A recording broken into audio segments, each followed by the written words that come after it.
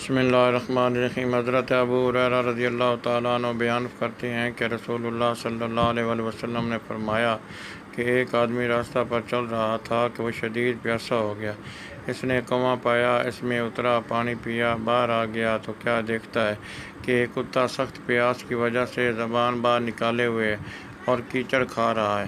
آدمی نے محسوس کیا کہ اس کتے کو شدید پیاس لگی ہوئی ہے، جیسا کہ مجھے شدید پیاس لگی تھی۔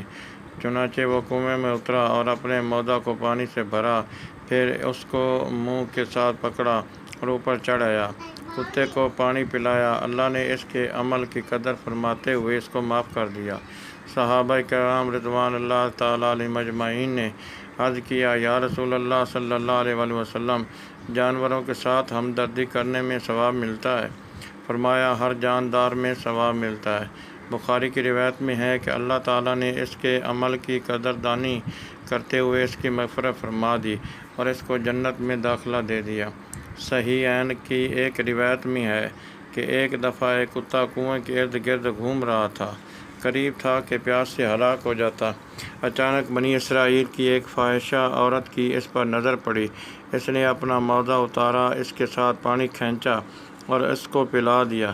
چنانچہ اس کی وجہ سے اس عورت کو معاف کر دیا گیا۔ حضرت ابو ہریرہ رضی اللہ تعالیٰ عنہ آپ فرماتے ہیں کہ نبی کریم صلی اللہ علیہ وسلم سے روایت کرتے ہیں کہ آپ صلی اللہ علیہ وسلم نے فرمایا، میں نے ایک آدمی کو جنت میں پھرتے ہوئے دیکھا، اس لیے کہ اس نے راستہ سے ایک درخت کو کاٹ ڈالا تھا جو مسلمانوں کو تکلیف دیا کرتا تھا۔ اور مسلم کی روایت میں ہے کہ ایک آدمی راستہ پر ایک درخت کی شاخ لے کر گزرا۔ اس نے کہا، اللہ کی قسم، میں اس کو مسلمانوں سے دور رکھوں گا تاکہ انہیں تکلیف نہ پہنچائے۔ پس وہ جنت میں داخل کیا گیا۔ بخاری مسلم کی روایت میں ہے کہ ایک بار ایک آدمی راستہ سے گزر رہا تھا۔ اس نے راستہ پر کانٹوں والی شاخ کو پایا، اس کو راستہ سے ہٹا دیا۔ اللہ تعالیٰ نے اس کی قدردانی فرماتے ہوئے اس کو معاف کر دیا۔